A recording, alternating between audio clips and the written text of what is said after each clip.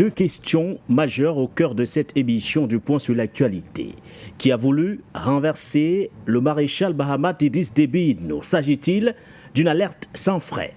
Les invités sont à mes côtés. Mesdames, messieurs, bonsoir à vous et bienvenue une fois de plus sur les antennes de For You Media Africa. Vous êtes au bon endroit, l'endroit où se croisent informations et débats. Nous reviendrons sur les événements de N'Djamena de ce 8 janvier 2025. Tout à l'heure, nous reviendrons sur le film de cette soirée. Mais bien avant, les consultants permanents de cette émission du Point sur l'actualité. André Christelle Fanga, bonsoir à vous et bienvenue. Bonsoir Monsieur Nguéné, merci pour l'invitation. C'est toujours un plaisir de me retrouver sur votre plateau. Bonsoir à celui dont vous allez présenter tout à l'heure. C'est toujours un très grand plaisir, n'est-ce pas, de croiser le verbe avec lui, puisant dans le sens de la sagesse millénaire, n'est-ce pas, des anciens. Ça, c'est toujours quelque chose de très important pour nous, les plus jeunes, de toujours être assis à côté de ceux qui ont vécu des histoires un peu plus concrètes. Et là, ça nous amène à voir les choses plus claires devant nous. Donc, merci pour l'invitation. Pas de coup de gueule ce soir, DP? Il ne peut pas manquer de coup de gueule, mais comme nous étions dans une lancée, nous sommes dans quelque chose, d'un événement malheureux, donc nous pouvons justement, n'est-ce pas, passer les coups de gueule parce qu'il y en a tellement. Ouais, surtout exactement. que nous sommes en période préélectorale au Cameroun, n'est-ce pas, où nous sommes déjà en train de voir comment ça est en train de se passer, où nous voyons quand même une situation critique où toutes les lois sont bafouées, où les menaces sortent de tous les chapeaux, les églises de réveil qui menacent d'être fermées, les évêques qui sont menacés, et tout ça, donc, et les ONG qui sont fermées, et tout ça. Donc vous voyez quand même qu'en réalité, il y a une activité, n'est-ce pas, bouillante, n'est-ce pas, au Cameroun. Mais on se pose la question, mais de qui on a peur?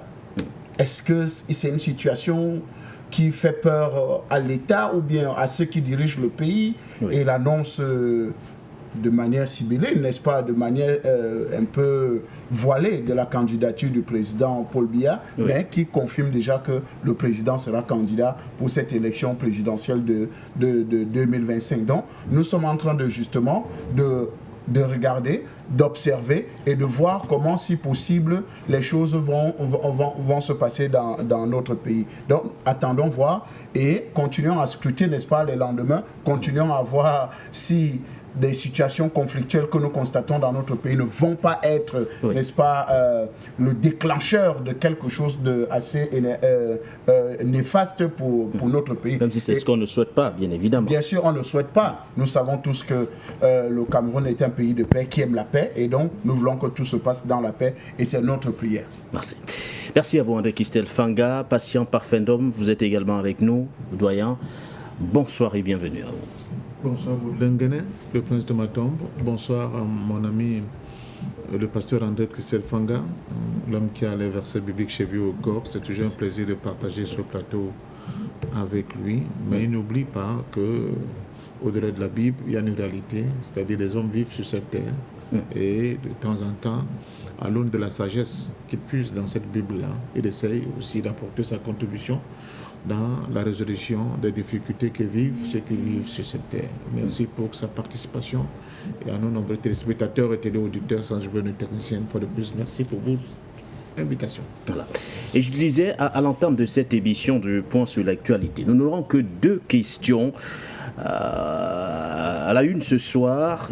Qui et pourquoi, ou du moins qui a voulu renverser le maréchal Mahamat Idriss Déby Itno? Pourquoi? Et la deuxième question, bien sûr, s'agit-il d'une alerte sans frais pour le président tchadien? Voilà les deux principales interrogations. Mais bien avant d'apporter quelques éléments de réponse à ces questions, je voudrais tout d'abord qu'avec le concours de la réalisation, qu'on puisse vivre le film de ce qui s'est réellement passé en N'Djamena, la capitale du Tchad, ce 8 janvier 2025.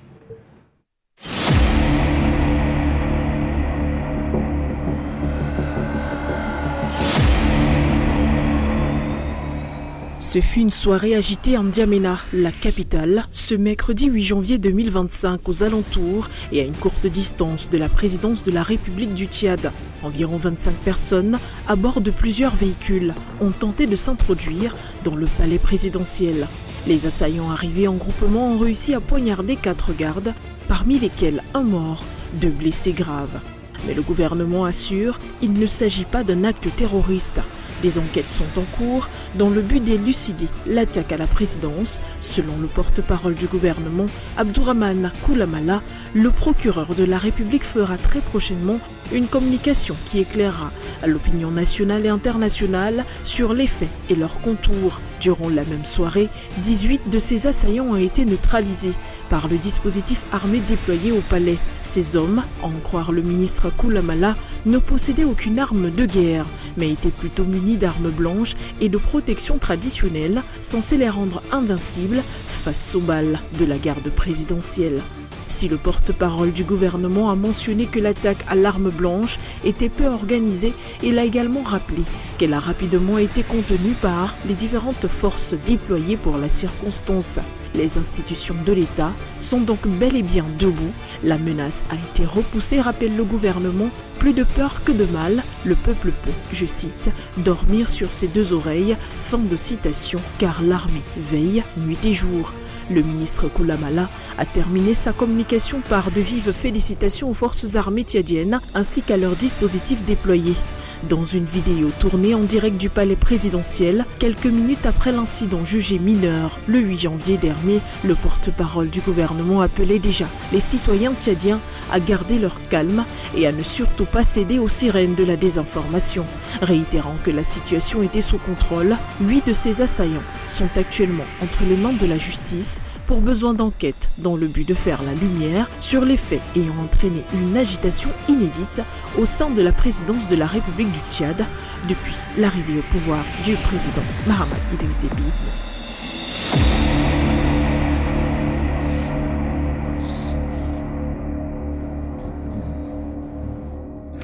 Bégoudé Madone à la pub. Dans quelques instants, vous écouterez la version officielle du gouvernement tchadien, portée justement par le ministre tchadien des Affaires étrangères, par ailleurs porte-parole du gouvernement. Mais je voudrais tout d'abord vous lire ce communiqué, celui du procureur de la République, un communiqué qui a été rendu public ce 9 janvier 2025. Ceci toujours avec le concours de la réalisation, le parquet d'instance de N'Djamena porte à la connaissance de l'opinion publique que dans la nuit du 8 janvier 2025, aux environs de 19h45, un groupe d'individus mal intentionnés composé de 24 personnes armées à bord d'un véhicule a simulé une panne de leur véhicule et a profité pour attaquer les gardes en fonction devant le portail de la présidence de la République. Lors de cette attaque, les assaillants ont tué 2 militaires et grièvement blessé 5 autres éléments et ont tenté de s'introduire dans l'enceinte de l'institution. En réplique à cette attaque, 18 assaillants ont été neutralisés par les forces de défense et de sécurité. 6 blessés parmi les assaillants ont été enregistrés et admis à l'hôpital pour des soins. Informé, le parquet d'instance a dépêché les services concernés pour procéder à des investigations, des constats des constats et prélever justement des indices. Ces actes d'une extrême gravité constituent au regard de la loi pénale des crimes d'assassinat, des coups et blessures volontaires, de tentatives d'atteinte à l'ordre constitutionnel, d'atteinte aux institutions de l'État et à la sûreté de l'État, de complot contre l'État et de participation à un mouvement insurrectionnel. Des enquêtes sont déjà ouvertes pour rechercher et identifier tous les instigateurs, les auteurs, les co-auteurs et bien sûr les complices de ces actes, procéder aux arrestations de ces instigateurs, auteurs, co-auteurs et complices de ces actes afin de leur appliquer la rigueur de la loi. Fait au parquet ce 9 janvier 2025, le procureur de la République Oumar Mahamat Kedelai. Voilà le communiqué donc du procureur de la République du côté de N'Djamena. Premier commentaire, messieurs, autour de ces événements.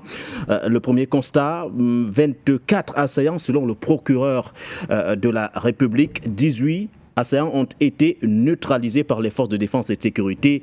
6 blessés parmi ces assaillants ont été enregistrés. Quelques éléments de forces de défense et de sécurité ont malheureusement perdu la vue dans cette attaque. André Kistel Fanga, d'entrée, quelle analyse faut-il faire de la situation compte tenu justement du contexte tchadien? coup d'État ou coup d'éclat au regard de tous les événements relayés aussi bien par le porte-parole du gouvernement que par le procureur de la République. Je pense que c'était un coup d'État. Un coup d'État manqué. Oui, un coup d'État manqué. Parce que c'était bien préparé pour justement atteindre, n'est-ce pas, les institutions de la République. Oui. Et quand vous suivez très bien le communiqué, n'est-ce pas, du procureur, tout est bien défini à l'intérieur. Je pense que c'était un coup d'essai et qui s'est soldé par un échec. Parce que là, quand vous vous armez, n'est-ce pas, des amulettes de ces trucs traditionnels, oui. et ne pas prendre des armes lourdes, parce qu'en réalité, c'était l'objectif, n'est-ce pas, parce qu'avec les armes lourdes, vous êtes facilement, n'est-ce pas, identifié et peut-être certaines barrières de police ou de gendarmerie, ils n'auraient pas traversé avec ces armes-là. Donc, il a fallu utiliser d'autres méthodes qui, n'est-ce pas, qui vont, n'est-ce pas, créer la dissuasion ou bien passer inaperçu. Oui. Et donc, il simule une panne justement à l'entrée, n'est-ce pas, aux encablures, n'est-ce pas, de la présidence de la République et directement passe à l'attaque et tout le reste. Donc, je pense que c'est un coup d'État manqué parce que ça a été fomenté, n'est-ce pas, bien organisé pour justement créer la panique, créer la peur, n'est-ce pas, au nouveau maréchal du Tchad et son gouvernement. Coup d'État manqué, pour quelle raison? Qui en veut autant au maréchal Mahamat Idriss Déby? Pourquoi chercher à le renverser? Je pense qu'aujourd'hui, il faut comprendre qu'à chaque fois qu'un pays africain et son dirigeant prend des décisions souverainistes, des décisions qui n'est-ce pas, déplaise à un certain nombre d'acteurs ou bien de pays, alors on voit ce genre de choses. On voit ce genre de répression. En fait, c'est un coup d'État de répression. Un coup d'État pour dire, vous avez pris la mauvaise décision. La mauvaise décision, c'est laquelle? C'est de faire partir les bases militaires françaises sur le territoire africain et surtout en N'Djamena. Où N'Djamena, on savait tous que c'est l'une des chasses gardées, n'est-ce pas, de l'armée française, l'un des territoires de prédilection de l'armée française pour justement mettre en mal plusieurs États. Parce qu'à partir de la base militaire d'Abéché, n'est-ce pas, la France avait la possibilité d'agir sur plusieurs fronts. C'est-à-dire que ça soit au Niger, que ça soit en Libye, que ça soit au Soudan, que ça soit en Centrafrique, que ça soit au Cameroun et peut-être même en Guinée équatoriale et au Tchad même. Donc, vous voyez, le démantèlement de cette base-là fait justement, n'est-ce pas, très mal à la métropole, très mal à la France. Et donc, il faut faire payer, n'est-ce pas, le maréchal du Tchad, le prix de sa soi-disant de rébellion ou bien de son désaccord, alors qu'aujourd'hui, nous savons tous que... À vous écouter, la France n'y est pas, ou du moins, n'est pas étrangère à ce coup d'État. On connaît les méthodes françaises, on connaît les méthodes françaises, c'est comme ça qu'elle est habituée à travailler. Ce logiciel n'a jamais été changé, c'est-à-dire... Quand vous devenez un État souverain, ou bien vous cherchez votre souveraineté, alors la France cherche à vous déstabiliser pour mettre un homme lige à cet État-là. Donc, nous savons tous qu'à chaque fois qu'un État africain décide de prendre ses responsabilités, ou bien le dirigeant de cet État-là décide de prendre les responsabilités pour rendre son pays souverain, son pays véritablement indépendant. Vous savez qu'on nous a donné des indépendances factices sur les bouts de papier. Et donc, le projet qui suit après cette décision, n'est-ce pas, de souveraineté de votre État, c'est les tentatives de déstabilisation, c'est les tentatives de coup d'État, c'est les organisations. Vous allez voir, comme la presse occidentale n'a plus pignon sur rue en Afrique, c'est-à-dire qui créent des coups d'État parfois imaginaires ou bien des situations conflictuelles imaginaires, et vous créez soi-disant des marches, n'est-ce pas, imaginaires. Aujourd'hui, ils essayent n'est-ce pas, de coopter quelques brebis égarées venus du Niger, venus de la Libye, venus du Soudan, quelques brebis égarées qu'on essaie de recruter et faire croire que non, c'est eux qu'on utilise, n'est-ce pas, pour commettre ce genre d'exactions ou bien de coups d'État ou bien de déstabilisation de certains États. Donc, nous savons tous que la France est derrière cette machination et elle ne va pas cesser parce que justement, le Tchad, après une résolution claire, c'est sa souveraineté, devenir un véritable État souverain. Et ça, c'est visible et palpable. Voilà. Nous avons pris la réaction officielle du procureur de la République. Prenons cette fois la version du gouvernement tchadien, ceci par le biais justement de son porte-parole, par ailleurs ministre tchadien des Affaires étrangères. Alors, ce qui s'est passé est une attaque de 25 assaillants, 24 plus précisément, une sorte de ramassis de bandes nickelées qui sont venus avec des armes, des coupe-coupe, des couteaux.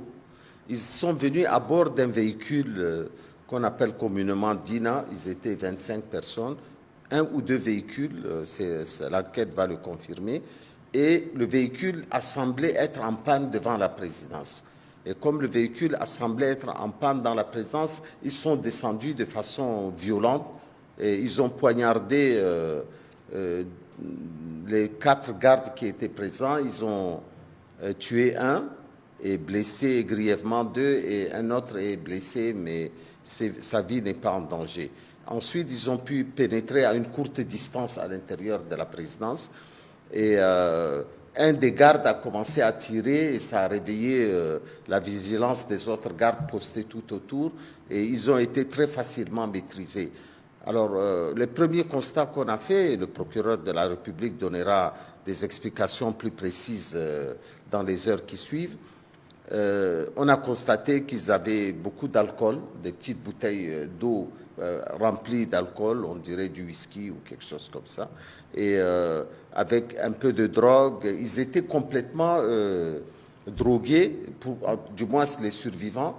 Il y a eu 18 morts de leur côté et 6 surveillants qui sont entre les mains des forces de la justice. Et il semble que ça soit quelque chose d'assez incompréhensible. Probablement pas. Ce sont des gens qui viennent d'un quartier de la ville de N'Djamena et je me garderai de donner le nom de ce quartier pour des besoins de l'enquête. Mais il semble que l'acte terroriste ne me paraît pas crédible personnellement, puisque j'étais sur les lieux, mais le procureur de la République communiquera dessus. Mais c'est vraiment un ramassis de pieds nickelés. Ils n'avaient aucune arme de guerre et leur tentative était une tentative désordonnée, complètement incompréhensible. Et je crois que les images circulent déjà sur les réseaux sociaux. Nous nous sommes gardés de les faire diffuser avant que le procureur de la République ne le fasse. Il y a eu beaucoup de spéculations autour, mais je tiens à rassurer l'ensemble des Tchadiens. Le dispositif militaire, d'ailleurs, autour de la présidence a été levé en grande partie. Il n'y a qu'un dispositif de sécurité très simple qui est là. Nous avons, de notre côté, perdu une personne, 2 personnes grièvement blessées qui sont à l'hôpital. Le gouvernement joue la transparence la plus totale dans cette affaire. Il n'y a aucune menace. Mais j'ai déjà fait une intervention sur les réseaux sociaux en direct de la présidence et je crois que ça a permis de rassurer beaucoup de personnes. Alors, ce qui s'est passé est une attaque de 25 assaillants, 24 plus précisément, une sorte de ramassis de bandes nickelées qui sont venus avec des armes, des coupe-coupe, des couteaux. Ils sont venus à bord d'un véhicule qu'on appelle communément. Voilà, la réaction donc du porte-parole du gouvernement, Patient Parfendom. Il y a des points de ressemblance avec, du moins entre les deux sorties, que ce soit la sortie du procureur de la République ou encore celle du porte-parole du gouvernement. Mais il y a tout de même des incohérences quand on nous parle de coup d'État. C'est vrai la thèse, le porte-parole du gouvernement lui-même a parlé d'une tentative de déstabilisation éradiquée, mais au regard de ce qu'il décrit, parlant d'une voiture tombée en panne à l'entrée de la présidence avec des assaillants qui n'étaient absolument pas armés, ou du moins qui étaient armés, mais pas le matériel nécessaire quand il s'agit justement d'une tentative de déstabilisation. Est-ce qu'on pourrait, au regard de tous ces éléments qu'il relève, parler réellement d'une tentative de déstabilisation? Je crois que la communication des autorités tchadiennes est d'un flou artistique hors norme. personne de sérieux qui analyse sérieusement cette situation ne peut tenter de valider une quelconque thèse d'un quelconque coup d'État. Il s'agissait de quoi? Quand on prend d'assaut la présidence de cette façon, Patient Parfendom, mais même les... Est-ce une bande de délinquants égarés qui fait éruption au palais? Même les yeux drogués au plus haut niveau, c'est quand même distinguer bagage qui est lourd. Comment les gens qui ont les couteaux vont aller à la présidence avec le couteau, disent qu'ils vont faire un coup d'État? C'est un coup d'État quoi? Il est mystique, il vient de Allah, d'où? Surtout que certains abhorraient justement des gréguis censés les protéger contre les balles de la garde présidentielle. Donc, vous pensez que ces gars sont fous qu'à ce niveau? Premièrement. Deuxièmement, je rappelle quand même que face à des gens qui n'avaient que des armes blanches, à des jeunes qui avaient des armes blanches, dont on n'est pas encore très sûr si ces jeunes ne sortaient pas d'un chantier, parce que les gens qui sortent des chantiers sont souvent sous.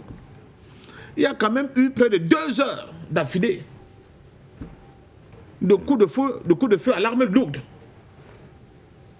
Il faut bien que vraiment on nous explique très bien ce qui s'est passé. 2 heures d'affilée de tirs à l'arme lourde pour neutraliser des gens sous, drogués, qui avaient quelques couteaux pour aller tuer le président. Mais est-ce que toutes ces questions se posent quand le palais, du moins le palais présidentiel est pris d'assaut de cette façon, Patient Parfendom? Je continue de vous dire que... Est-ce qu'on va se poser des questions si les assaillants sont armés à l'arme lourde ou alors ils n'ont que les armes blanches, Patient Parfendom? Nous ne sommes pas au Moyen-Âge. Nous sommes en plein 21e siècle. C'est le palais, c'est le palais présidentiel qui est attaqué, qui est pris d'assaut de cette façon, Patient Parfendom. C'est la garde présidentielle tchadienne. Oui. C'est le haut niveau de la sécurité d'un pays. Et on va attaquer ça avec le couteau. C'est une secte. C'est quoi? Non, il faut que la communication tchadienne nous explique un peu mieux. Et puis j'insiste. Il y a des tirs à l'arme lourde. Bon, ou bien alors on dit donc que cette armée, elle a la gâchette tellement facile qu'au moins de petits bruissements du nombre, ils tirent. Premièrement. Et les tirs provenaient de l'enceinte du palais. On n'est pas en train de nous dire la vérité dans cette affaire. On n'est pas du tout en train de nous dire la vérité. C'est quoi la vérité pour vous, Patient Parfendom? Je ne sais pas, mais peut-être que le temps... Quelle est la thèse que vous avancez si vous ne soutenez pas, si vous ne soutenez pas un coup d'État aujourd'hui? Oui, ma thèse, c'est celle d'un conflit à l'intérieur du groupe dirigeant dans le pouvoir tchadien. Des mésententes au sein de... Mais bien sûr, on nous a présenté... Au sein de l'armée ou alors au sein de... Au sein de l'armée et de groupes dirigeants. Il doit y avoir des problèmes là-bas entre eux. Parce que ces gars, la bataille s'est passée, pas à l'extérieur, mais à l'intérieur du palais. Il ne faut pas venir nous raconter des bobards, personne ne peut croire à ça. Mais il y a une enquête qui est ouverte. Peut-être qu'il faudrait qu'on attende les résultats de l'enquête ouverte par le procureur de la République. Laissons les enquêtes qui sont ouvertes. Je dis que je ne vois pas comment des jeunes gens qui ont bu le fofo, armés de quelques couteaux, vont aller se lancer à l'assaut d'un palais présidentiel. De quel pays encore? De Tchad? Non, quand même, premièrement. Deuxièmement, pour les neutraliser, on met presque 2 heures avec une bataille, tir à l'arme lourde. Non, il faut qu'on nous explique la vérité, ce qui s'est passé. Bon, par contre, ce que je sais, c'est que Yaya Dilo a été tué. Et que ça a produit des mécontentements à l'intérieur du clan dirigeant. Oui. C'était pas n'importe qui. C'est le cousin du président. Et que ces derniers jours, pendant l'arrestation de Yaya Dilo, avant Yaya Dilo, la mère de Yaya Dilo avait déjà été tuée. Mais pendant l'arrestation de Yaya Dilo, on a arrêté quelqu'un dont on ne parle pas beaucoup. C'était le petit frère de feu maréchal Déby Ier. Il est mort ces derniers jours en Égypte, suite des coups violents de torture qu'il avait subis pendant sa détention. À l'intérieur du clan dirigeant au Tchad, là, il n'y a pas la sérénité. Et je peux vous dire que ce n'est que le début. Ce que vous avez vu là. Quand vous parlez de début, vous faites allusion à quoi? Je pense que maintenant que les clans, depuis les Erdimi, c'est-à-dire qui contestaient déjà le pouvoir des Déby, depuis que maintenant que ces gens ont la certitude que le paratonnerre, ou bien comment le bouclier atomique que constituait la présente unité française est en train de dégager, vous allez voir les problèmes qu'il y aura au Tchad. Et tous les pays voisinants et environnants doivent renforcer leur sécurité parce qu'il y aura des problèmes. Il y aura des sérieux problèmes au Tchad dans un proche avenir. Quand on analyse profondément les divergences qu'il y a au sein des ethnies, ils sont au moins de 10% de la population qui dirigent depuis le Foluna dans les années 70-75 par là, c'est-à-dire les Gourans, les Agawa et les Arabes. Et les divergences qu'il y a entre ces clans dirigeants qui dirigent d'une main de fer le Tchad aujourd'hui, vous allez bien vous rendre compte que ce n'est pas la sérénité. J'entends les gens crier, oui, ils doivent rejoindre là, yes, le peuple tchadien. Quel peuple tchadien? Allez dans les réseaux sociaux, interrogez les Tchadiens. Ils savent bien que cette affaire ne les regarde pas. Donc, il n'y a même pas de soutien populaire au pouvoir de Kaka. Dans un pays normal, on aurait vu une déferlante des millions de Tchadiens aujourd'hui soutenant leur pouvoir. Pourquoi ça ne se fait pas, selon vous? Donc, la construction du narratif qui nous a présenté par les autorités tchadiennes, moi, pour l'instant, je ne crois pas. Ça ne me satisfait pas du tout. Deuxièmement, je pense sincèrement qu'il faut qu'on ait le courage de dire la vérité aux Tchadiens, aux Africains. On ne peut pas, pour neutraliser une bande de 24 loupards sourds et drogués, tirer à l'arme lourde pendant 2 heures. Il y a un problème. Ils sont sérieux. À moins que, bon, maintenant, vous commencez à m'expliquer que quelqu'un peut lire le Coran, bien la Bible, et voir comment Dieu lui a dit qu'il suffit de rentrer au palais et tu vas aller tuer le président et puis tu vas t'en sortir de là sain. Sauf, n'oublions pas ce qui s'est passé au lac Tchad dernièrement. Effectivement, on se souvient des menaces brandies par le président tchadien qui menaçait de quitter justement la force mixte. N'oublions pas non plus. Donc, moi, au lendemain de cette attaque. Et là, quand vous voyez les effectifs, ça dit qu'on a sorti la liste de ceux qui ont été tués lors de cette attaque, n'est-ce pas, attribué à Boko Haram. Sauf que c'est vrai qu'à ce niveau également. J'ai suivi Anatole ici ce matin qui m'a beaucoup plu. Le mode opératoire de Boko Haram, sa signature n'y est pas. Quand on regarde très bien ce qui s'est passé et on voit la liste de ceux qui ont été tués au cours de cette attaque, on se pose des questions. Parce qu'il y avait des généraux dedans. Voilà. Et nous sommes très inquiets au vu de la tournure que les choses sont en train de prendre au niveau de N'Djamena. Et nous espérons tout simplement que ce pays ne va pas plonger dans les cauchemars de la violence et de la guerre comme dans les années précédentes. J'ai oublié qu'il y a aussi la question tchadienne, soudanaise dans ce qui se passe là. Avec l'avertissement de Khartoum contre N'Djamena pour avoir laissé la FSR de M. Emeti se servir de la base d'Amdjaras militaire, l'aéroport d'Amdjaras, comme base d'appui pour attaquer l'armée soudanaise. Et je vous rappelle qu'au-delà des Agawa, qui sont en cheval au-dessus des deux frontières, il y a aussi la question des Janjaweed, qui ont été, avec les Agawa, des soutiens forts, puissants, qui ont permis au pouvoir de N'Djamena de tenir, avec le soutien évidemment de la France, qui faisait reculer les colonnes de rebelles qui partaient du nord du Tchad de manière fréquente, et même de l'Est.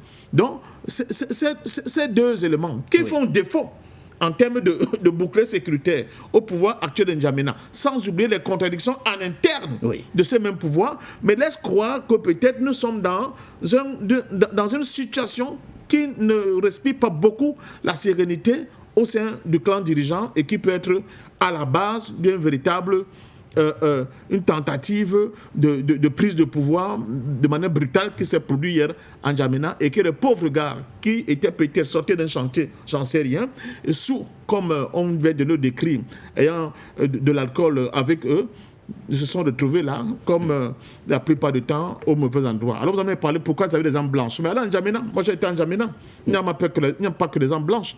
Vous arrivez dans un bistrot, vous commandez une bière, quelqu'un sort un pistolet de sa poche. Bon, j'ai vu aussi le ministre qui avait son pistolet bien. Le chef de la diplomatie tchadienne. Oui, mais le contexte oblige, patient parfait. Il va parler à l'assaut des assaillants étant totalement désarmé. Il allait à l'assaut des assaillants. Puisqu'il était sur le terrain. C'est une façon façon de parler. Alors, Patient Parfendon, vous parlez de mésentente au sein de l'armée, peut-être, mais également au sein de l'organe dirigeant aujourd'hui. Vous avez également relevé que ces mécontentements pourraient prendre de l'ampleur avec le retrait de l'armée française. Est-ce une façon pour vous d'accorder de l'importance à cette présence militaire française aujourd'hui, Patient Parfendon? On a l'impression que cette présence-là canalisait un tout petit peu les énergies ou encore les égos. Non, elle couvrait le pouvoir. De certains. Non, ce n'est pas ça, elle couvrait le pouvoir d'un N'Djamena. Elle couvrait le pouvoir d'un N'Djamena. Mais bien sûr, vous le savez très bien, vous êtes un journaliste d'investigation. La dernière tentative qui a été, où les rebelles sont arrivés, je crois, presque à la lisière de l'entrée de Palais, qui les a repoussés? C'était l'armée française. Effectivement. Ne faisons pas semblant comme si aujourd'hui on donne l'impression que ce sont des faits qui n'ont pas existé. Donc voilà la réalité. Maintenant que la France n'est plus là, chassée ou pas chassée, maintenant qu'avec ses frères du Soudan, il y a des bisbilles, maintenant qu'à l'intérieur du clan, je veux faire l'économie de comment Madame Déby, le maréchal premier, a été bouté hors de son domicile par l'actuel homme fort. Ça fait qu'il n'y a pas la sérénité au niveau du clan dirigeant. Ça crée beaucoup de problèmes et peut-être que les gens veulent des explications plus claires sur la marche qu'est en train de prendre le pays. Et comme la gâchette est facile de ce côté, ça peut créer donc la situation que nous connaissons. Donc de là à continuer à nous raconter cette fadaise des gens qui étaient qui avaient bu un peu de fafon et qui sont allés tuer un président. Je veux bien y croire, mais pour l'instant, je ne suis pas tout convaincu. Il y a tout de même le mode opératoire, André Kistelfanga, aujourd'hui, qu'on pourrait éventuellement remettre en cause. Armés, du moins, des assaillants qui n'ont que des armes blanches sur eux et qui arrivent de cette façon, tel que décrit d'ailleurs par le chef de la diplomatie, dans un contexte comme celui-là. Vous soutenez la thèse justement d'une tentative de coup d'État, mais est-ce qu'il faudrait pour autant s'en inquiéter aujourd'hui, André Kistelfanga? Il faut être inquiet. On est tous d'accord que les coups d'État, parfois, ne se passent pas comme nous pensons. Ça veut dire quoi? Vous validez le mode opératoire, qu'il soit rudimentaire ou pas. Pour vous, on peut renverser, on peut prendre le pouvoir dans ces conditions. André Kistelfanga. Qui ont été renversés comme ça, avec des couteaux. Ou bien arriver, rappelez-vous, je crois qu'avant le coup d'État, le coup de force au Mali, il y a eu, n'est-ce pas, un coup d'État où le chef de l'armée est arrivé, je ne me rappelle plus bien de son nom, est allé en audience avec le président, demandant des moyens pour justement aller défendre, n'est-ce pas, le pays contre les rébellions. Oui. Après, le chef de l'État a répondu de manière désinvolte en disant qu'il n'y a pas d'argent et tout, mais connaissant toutes les ressources qui étaient dépensées par ce chef d'État malien, là, j'oublie son nom, mais ça va me revenir, mais ce chef d'armée a décidé là, ok, aujourd'hui vous n'êtes plus président. C'est comme ça qu'il arrête le président là dans son palais et il annonce le coup d'État. Aussi simple que ça. On a vu Bédier, par exemple, là, c'est dans le cadre du cercle très restreint je vous dis du que chef de l'État. Des événements, c'est comme Par contre, ça. Là, on parle des assaillants qui viennent du quartier sud de la capitale N'Djamena. Monsieur Nguéné, les coups d'État sont toujours des choses très bizarres. Sont toujours dans des choses les plus simples. Et un coup d'État ne se prépare pas pendant 2 jours. Parce que les services de renseignement, s'ils sont efficaces, le découvrent le plus rapidement. C'est des situations, ok, on fait ou on ne fait pas. Ok, décidons-nous. Et surtout qu'il faut le rappeler, les soldats, que ce soit les soldats tchadiens, ou en fait de cette zone, que ce soit les rebelles, ne comptent que plus sur ces gris-gris pour faire la guerre ou bien perpétrer certaines choses. Parce que c'est des gens qui sont habitués à ce rythme-là, à cette façon de faire-là. Vous comprenez un peu? Donc, ils étaient sûrs de leur maraboutage, de leur cordage qu'ils avaient autour des reins, des bras et tout le reste là, que non, ils seront invisibles. Ils vont atteindre le président, n'est-ce pas, aussi facilement, et ils vont le poignarder, s'il faut le dire ainsi, simplement, ou bien le capturer simplement. Donc, ils étaient sûrs de leur maraboutage qu'ils avaient fait pour atteindre le président tchadien. Mais heureusement qu'à la garde, n'est-ce pas, il y avait des hommes parce qu'il ne faut jamais oublier, jamais un sans deux. Parce que la méthode utilisée, c'était justement d'envoyer les gens devant, et que s'ils réussissent, n'est-ce pas, à pénétrer, qu'ils ne vous disent pas qu'il y avait une autre colonne qui était en observation pour justement arriver en position en attente pour que les autres donnent le signal que c'est bon avant arriver pour que ça soit véritablement ce coup d'État programmé. Donc, je pense qu'aujourd'hui, dire ou bien éliminer la thèse, n'est-ce pas, du coup d'État, vraiment, c'est être dans la mauvaise foi. Sachant que la France est en difficulté au Tchad. La France veut absolument découdre, n'est-ce pas, avec les présidents révolutionnaires. Donc pour vous aujourd'hui, le maréchal... Monsieur, ne me coupez pas. Je vous coupe pas, je vous relance. Je vous rappelle qu'à la mosquée, Assimi Goïta a failli être égorgé. Oui. Je vous relance. C'est un coup d'État. Si vous voulez tuer le président de la République à la mosquée avec un couteau, ce n'est pas un coup d'État. C'est un assassinat. Ben, écoutez, n'est-ce pas le pouvoir change de main, vrai ou faux?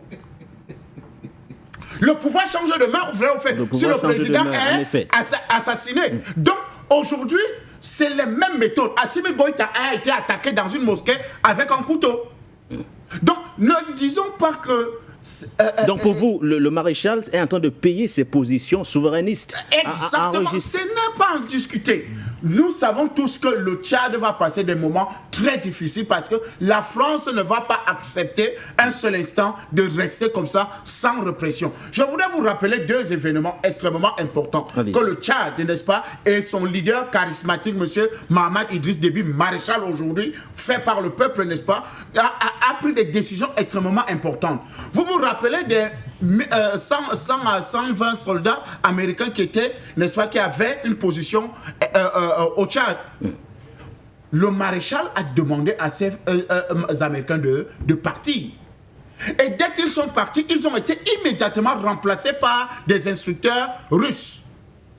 Alors, quand vous prenez une décision pareille, les États-Unis peuvent vous regarder comment? Ils vont vous regarder en regard d'amitié ou bien ils vont vous garder dans... Ils vont dire, ah bon, ça c'est un affront. Deuxième des choses, en une période où on disait tout le monde que la Russie est une peste infréquentable, le maréchal du Tchad a pris ses pieds et est allé en Russie, tête à tête avec le président de la Fédération de Russie.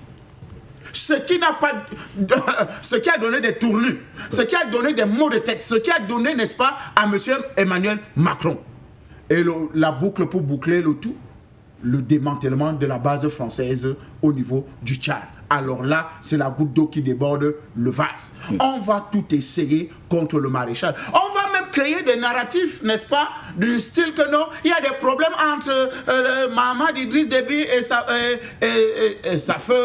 belle-mère, ou bien sa mère, n'est-ce pas, l'épouse de son feu papa, n'est-ce pas. On va créer des histoires où entre les généraux, ils ne s'entendent pas. Mais je pense qu'avant d'avoir le grade de maréchal, aujourd'hui, il a eu le temps de discuter avec certains généraux. Je pense qu'il y a eu des discussions franches avant d'atteindre, n'est-ce pas, ce niveau-là. Il y a eu des concertations avec toute la société civile. Et d'ailleurs, l'élection présidentielle est une marque, n'est-ce pas, de confiance que le peuple tchadien est remis à son leader charismatique, n'est-ce pas, toute la notoriété, toute la légitimité nécessaire. Parce qu'on ne peut pas nous dire qu'aujourd'hui, après avoir remporté une élection aussi brillamment comme celle-là, et dire que non, le président Mahamat Idriss Déby ne jouit pas, n'est-ce pas, de la popularité au niveau du Tchad. Non, monsieur. Le président maréchal du Tchad aujourd'hui jouit de toute la légitimité nécessaire. C'est justement parce que les politiques, n'est-ce pas, étrangères veulent manipuler l'opinion en faisant croire que non, il y a instabilité, il y a désordre, il n'y a pas possibilité, n'est-ce pas, d'organiser les élections législatives, n'est-ce pas, dans de bonnes conditions pour essayer, pour avoir un parlement, n'est-ce pas, tout neuf, pour avoir des hommes politiques tout neufs, des députés tout neufs. Alors, il faut chercher des bisbilles, n'est-ce pas, au Tchad pour essayer de créer quelques foyers de tension. Au Tchad, c'est la sérénité totale. Et que faut-il faire maintenant à André Kisselfanga, compte tenu justement de ce contexte? Il y a ce retrait des soldats français que vous évoquez. C'est vrai que le Tchad, depuis peu, se tourne aujourd'hui vers une nouvelle forme de coopération hautement stratégique avec d'autres partenaires. Vous avez cité le déplacement du président Mahamat Idriss Déby du côté côté de la Russie. C'était précisément au mois de janvier 2024 où il a rencontré son homologue Vladimir Poutine.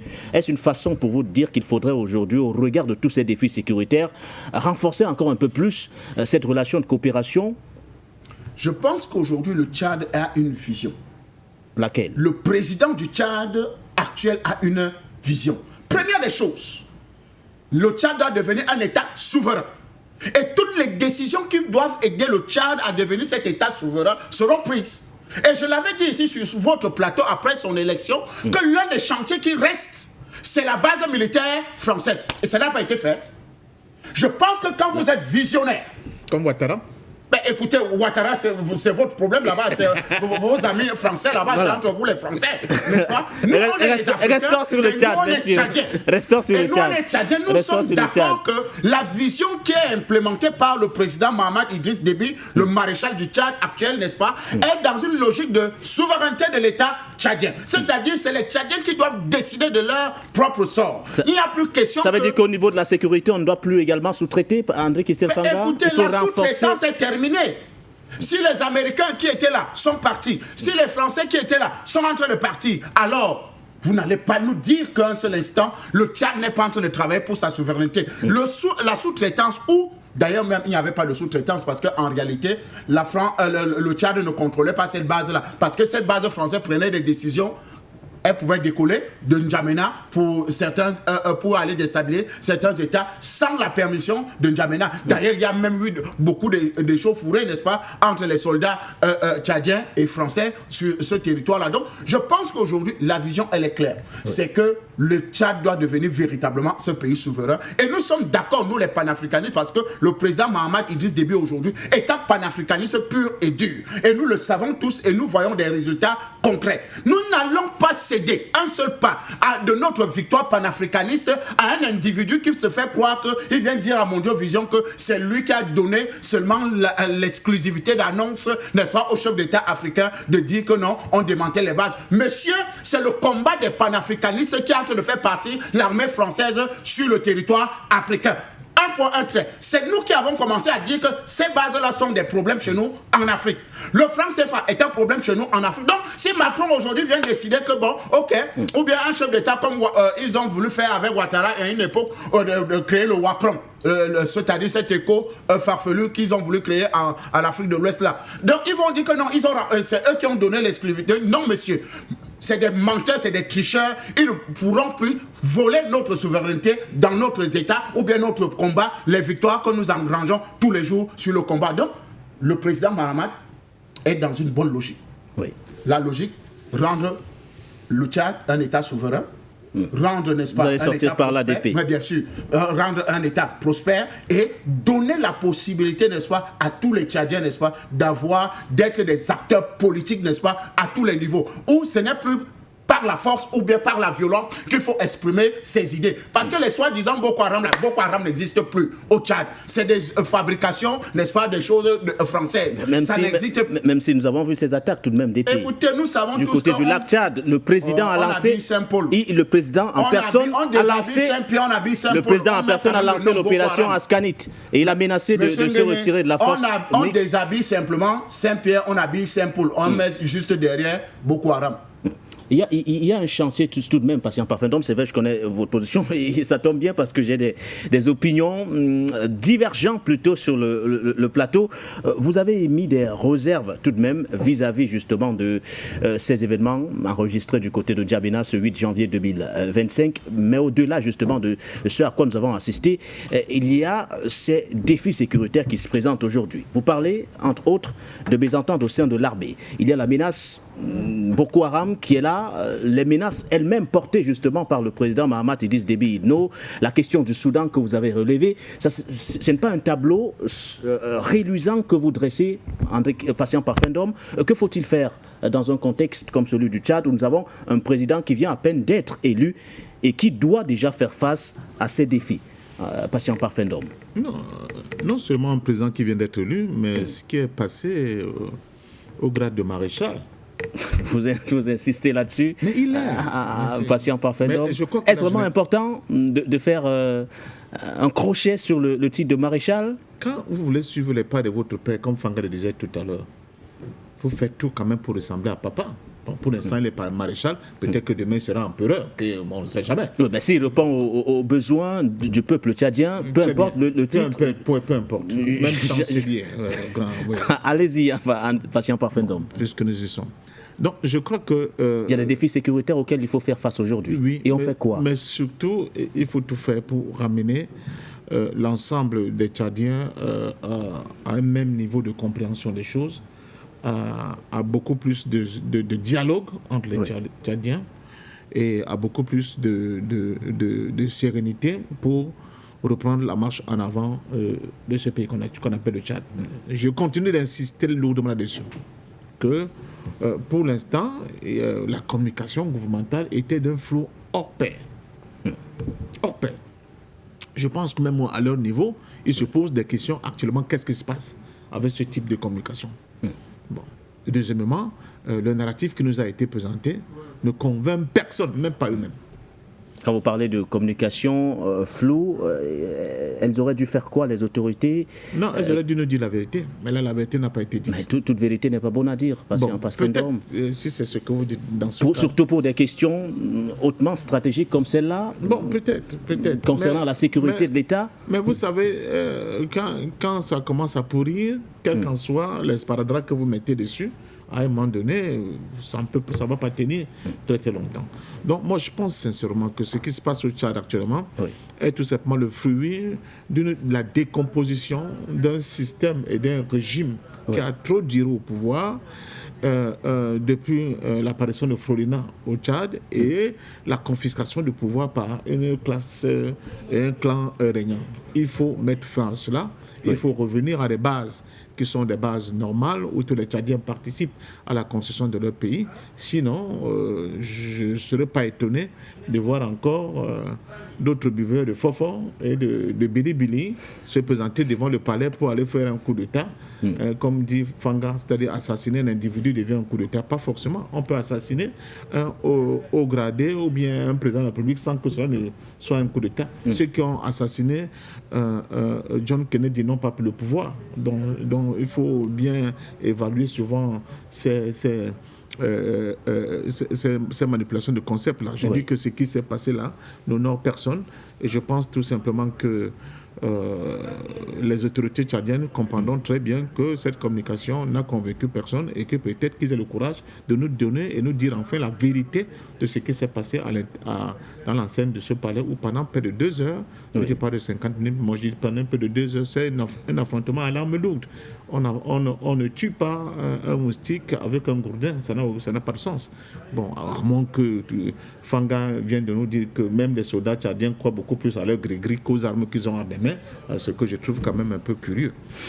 Voilà, patient parfait. Donc, dans quelques instants, nous allons également prendre l'avis d'Abdel Djelil Fadoul qui est avec nous sur le plateau. Mais je voudrais d'ores et déjà qu'on puisse afficher les codes d'accès pour permettre aux téléspectateurs de pouvoir également réagir à leur tour.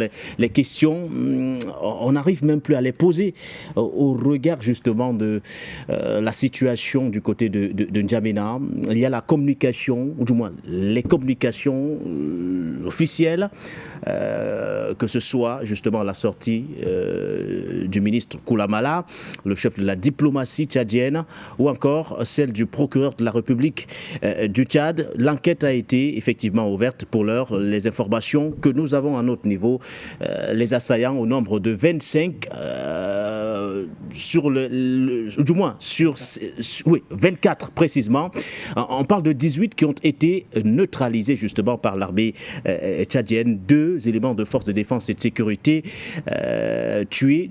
Donc pour l'heure, l'enquête a donc été ouverte et on espère que nous aurons plus d'éléments de réponse à notre niveau, même si rien n'a exactement filtré sur les identités des assaillants. Nous ne savons pas si effectivement ceux qui ont été interpellés, ou du moins ceux qui ont pris d'assaut le palais présidentiel, sont affiliés au groupe terroriste Boko Haram. Ce groupe d'ailleurs que les forces armées tchadiennes combattent depuis plusieurs années maintenant, au sein justement de cette force multinationale mixte composée entre autres du Nigeria, du Cameroun ou encore du Niger. Abdel Djelil Fadoul, vous êtes de nationalité tchadienne, merci à vous, vous nous rejoignez à l'instant. Avant d'aller au standard, je voudrais également avoir avoir votre avis sur ce contexte sécuritaire de votre pays. On a échangé longuement hier au moment des faits. Quelques heures après, avez-vous une idée précise justement sur ce qui a bien pu se passer du côté de N'Djamena? Peut-on entériner la thèse d'une tentative de déstabilisation éradiquée, comme le maintient d'ailleurs le ministre Koulamala, votre chef de la diplomatie? Merci. Bonsoir à tous vos téléspectateurs et téléspectatrices. Bonsoir à mes chers co-panélistes. Et bonsoir à vous, monsieur Guéné. Et merci aussi de m'avoir passé la parole. Et désolé aussi pour le retard que j'ai accusé. Concernant cet incident malheureux qu'a connu notre beau pays, le Tchad, Oui. n'était pas d'abord surprise pour personne.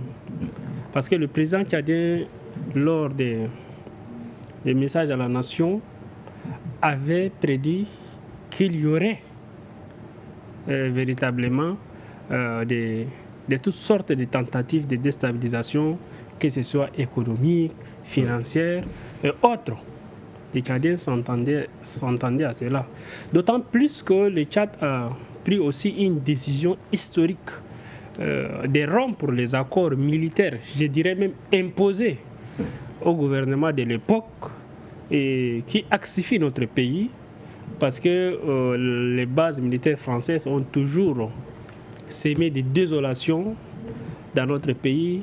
Vous pouvez répéter l'histoire politique du Tchad, quand aujourd'hui on fait croire que le Tchad était un État instable et que les Tchadiens aiment des désordres et la guerre.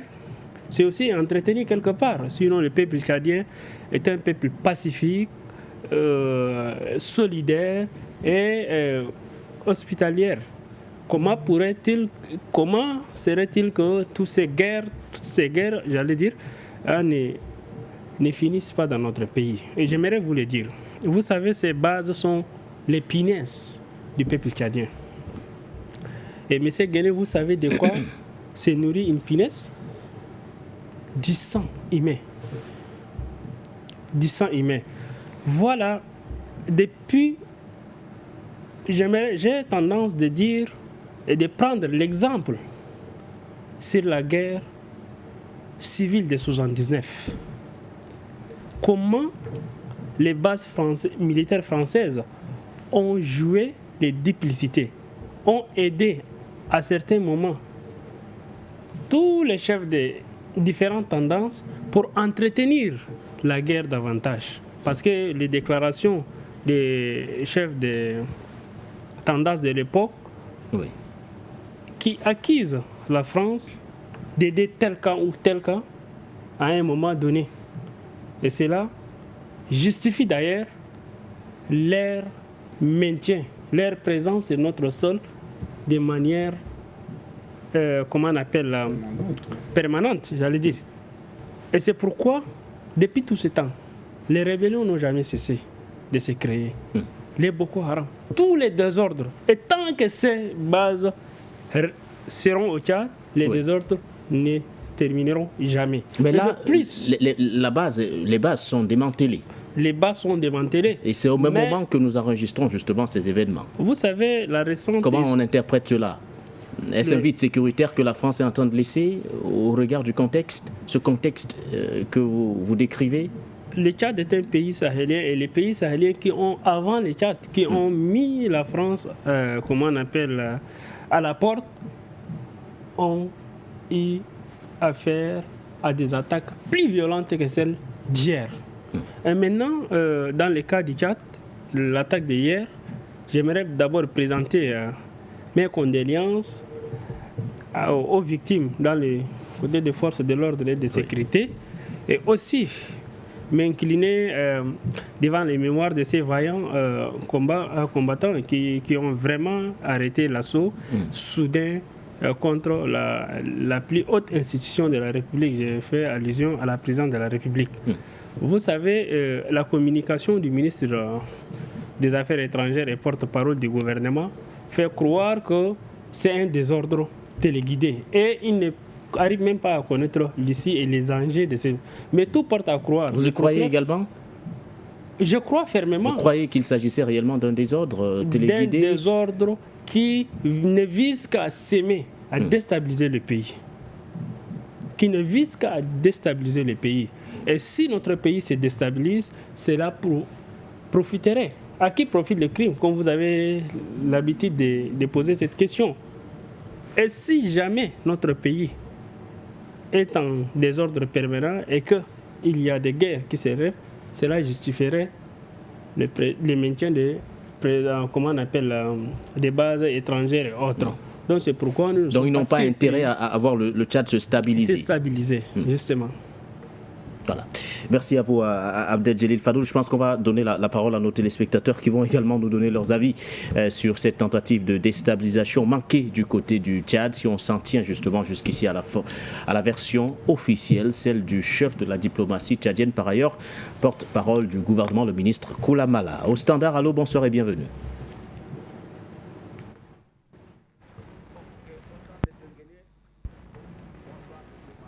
Bonsoir, monsieur Fanga.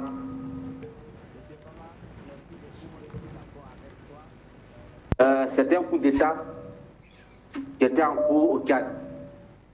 C'était un coup d'État. Mais je voulais saluer le président tchadien qui a fait déjouer ce coup d'État et la population tchadienne. Maintenant, moi, je pose une question à monsieur Ndom. Il y a 2 semaines que nous avons discuté sur la sortie du Premier ministre, le candidat malheureux, qui a appelé à la population à une marche de changer le pouvoir au Tchad. 3 semaines ou bien 2 semaines plus tard, il y a une tentative de coup d'État. Comment nous expliquons ça? Comment on explique ça? L'ancien Premier ministre, le candidat malheureux, savait qu'il y a un coup d'État qui était en marche au Tchad, ou bien parce qu'il a appelé à changer le pouvoir au Tchad. Comment nous expliquons ça? Comment nous expliquons ça? C'est la question que je pose. Sinon, le pouvoir en France, monsieur Dom, est-ce que le pouvoir en France a changé une fois? Le pouvoir tchadien a trop duré au pouvoir, c'est pour cela que on forme et même crée un coup. Moi, je ne suis pas d'accord avec toi, mon grand frère, mon grand frère Dom. Parce que si le pouvoir français, la politique française avait changé, à ce moment-là, le franc CFA n'allait plus exister. Mais le franc CFA est toujours là. Ce qui veut dire que la politique en France n'a jamais changé. C'est les hommes qui arrivent et ils passent. Sinon que le programme politique est toujours là pour mépriser les Africains. Donc le pouvoir tchadien n'a pas plus duré que le pouvoir français. Donc il y a bel et bien un coup d'État manqué hier au Tchad. Je voulais saluer le gouvernement tchadien et la population tchadienne. C'est M. Kofi depuis la Côte d'Ivoire. Je n'ai pas de débat, je n'ai pas d'autre chose à ajouter, mais c'est un coup d'État qu'on voulait faire au Tchad et déstabiliser le Tchad. Dieu merci, ça n'a pas réussi, ça n'a pas réussi. Monsieur André Fanga, soyez salué, merci pour tout ce que tu apportes comme soutien aux Africains et au gouvernement tchadien et au peuple tchadien. Sinon que le pouvoir français a trop duré parce que le français n'a jamais changé en France. Donc ça ne veut pas dire que les gens qui arrivent, ils partent là, c'est ça, les gens sont tous... Non. Si le pouvoir français change aujourd'hui, le franc CFA ne va plus exister. Là, le pouvoir a changé en France. Ce n'est pas le pouvoir des Tchad qui a trop duré au pouvoir, non. C'était un coup d'État manqué. Je salue le peuple tchadien et le gouvernement tchadien. Merci, monsieur le journaliste. Soyez salués, le standard, soyez salués. Merci à tout le monde, c'est M. Kofi depuis la Côte d'Ivoire. Monsieur Kofi, depuis la Côte d'Ivoire, votre avis, il est tranché plutôt. Il s'agissait bel et bien d'une tentative de déstabilisation. Voilà. On va rester au standard et prendre un autre appelant. Allô, bonsoir et bienvenue.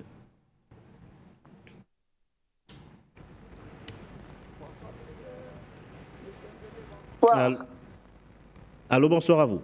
Et bonsoir le plateau. Merci, bienvenue. Je suis à Samko, j'appelle de la Côte d'Ivoire. Je voudrais apporter ma petite contribution. Il s'agit bel et bien d'un coup d'État manqué.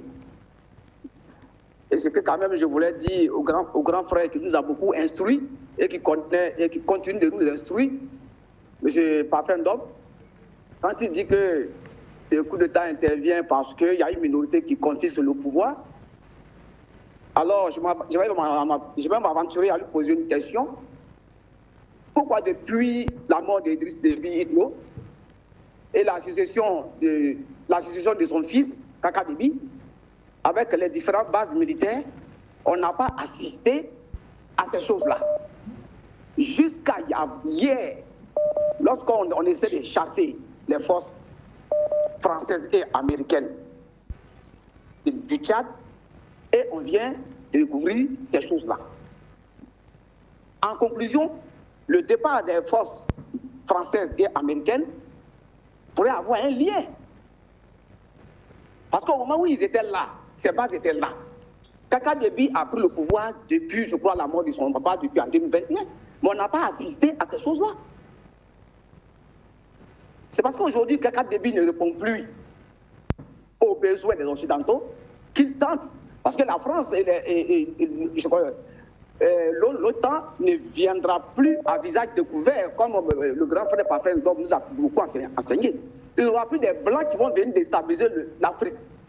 C'est des Noirs téléguidés par des Blancs qui vont déstabiliser l'Afrique. Donc, je voudrais dire, et ne pas me poser la parole pour dire que c'est bel et bien un coup d'État manqué et pourrait avoir ses sources par la France. Je vous remercie le plateau.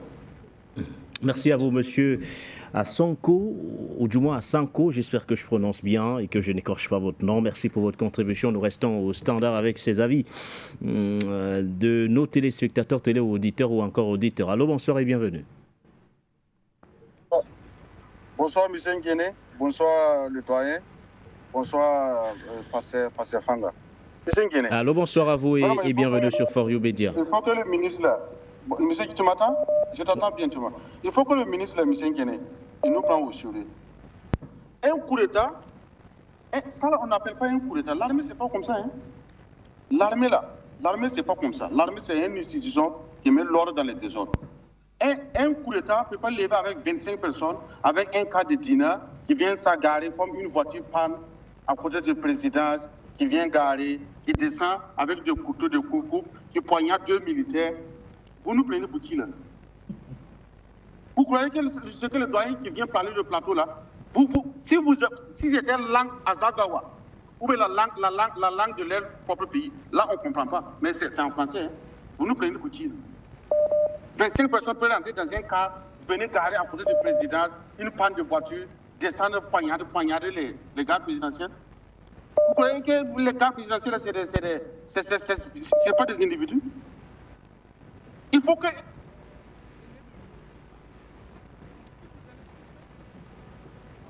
supporter le pouvoir avec la vérité. Supporter le pouvoir, et puis vous dites que les militaires, des individus viennent garer à côté de la présidence, et d'autres personnes descendent avec le couteau qui poignardent 2 personnes. C'est le ministre même qui a dit, hein. Ils ont poignardé 2 personnes. Est-ce que le doyen parle là? Le doyen parle la vérité. Pardonnez, élevez le niveau du débat. Ça là, s'il vient nous croire avec la langue Sagawa, là on ne comprend pas. Mais en français, avec ce qu'ils ont donné les explications là, ça c'est pas un coup d'État. Un coup d'État, ce n'est pas comme ça. Les individus qui viennent garer à côté d'un président, est-ce qu'à côté d'un président, il y a une voiture de panne qui peut venir garer à côté d'une présidence? À côté d'une présidence, on peut venir garer une voiture de panne? Pardonnez, hein. Les gars, faut lui mettre là. On est au sérieux. Notre combat là, c'est au sérieux. Voilà, c'est au sérieux, c'est pas du jeu. Voilà, merci beaucoup et bonne soirée. Même nos téléspectateurs sont divisés sur le sujet. Je vous vois sourire sur le plateau, messieurs. On va également les écouter. Une fois de plus, on poursuit, on reste au standard. Allô, bonsoir et bienvenue. Oui, bonsoir, monsieur Nguéné. Bonsoir à vous.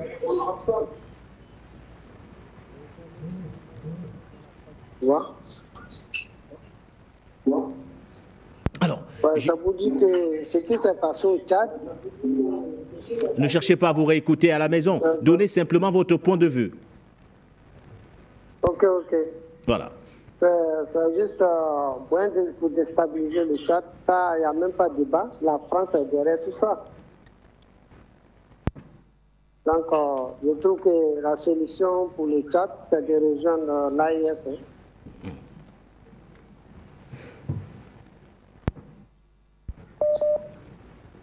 Voilà. Il y en a qui ironisent tout de même sur les réseaux sociaux, patient parfait d'homme. Il y en a qui disent qu'on a vu des terroristes en Syrie avec des machettes renverser Bachar al-Assad. Bon, voilà. Ce sont les messages que nous recevons progressivement tout de même. On reste au standard. Allô, bonsoir et bienvenue. Ok, merci Constantin. Bonsoir M. Nguele et bonsoir vos invités, M. Parfait-Homme, M. Christelle Fanga et puis votre invité spécial Michel. Je vais donner mon avis, ça n'engage que moi. Moi, je fais juste une petite analyse pour comprendre un peu la situation par rapport à la sortie médiatique de porte-parole du gouvernement. Mais il ne faut pas oublier qu'il y a les élections législatives au Tchad bientôt. Et M. Kaka Déby est en train de chercher en fait une vraie popularité. Même s'il ne le fait pas comme Poutine dans sa guerre, dans son opération spéciale contre l'Ukraine, où c'est de façon très unanime que les Russes ont vu l'évolution de niveau de vie des Russes par rapport à ce qui s'est passé à l'époque de Boris Yeltsin en 1991. Aujourd'hui, 79 à 83% des Russes sont derrière lui. Mais le Tchad, c'est un peu très complexe parce que c'est beaucoup de divisions ethniques entre le sud et le nord, et puis des incompréhensions entre les généraux. Donc, c'est un peu comme une sorte de mine antipersonnelle. Si tu marches dessus, par inadvertance, ça fait boum. Maintenant, si je reviens à ce qui s'est passé, lorsque je fais mon analyse, je me dis que, en prenant exemple de ce qui s'est passé en Guinée-Conakry avec M. Doumbia, qui est venu environ avec 1500 hommes, quoi qu'on dise, et ça fait que la garde républicaine même de l'ancien président a dû jeter l'éponge et ne pouvait pas résister à la fureur des hommes de main de M. Doumbia. Maintenant, pour le Tchad, 25 personnes rentrées dans un palais, à moins qu'il y ait des complices internes au sein même du palais présidentiel de N'Djamena, qui ont laissé faire, c'est-à-dire, comme j'ai expliqué, il y a des divisions internes au sein des généraux, et chaque général a ses petits, ce qu'on appelle des lieutenants, des petits capitaines, des sergents, qui sont aussi peut-être de la même ethnie que M. Kaka Déby. Mais quand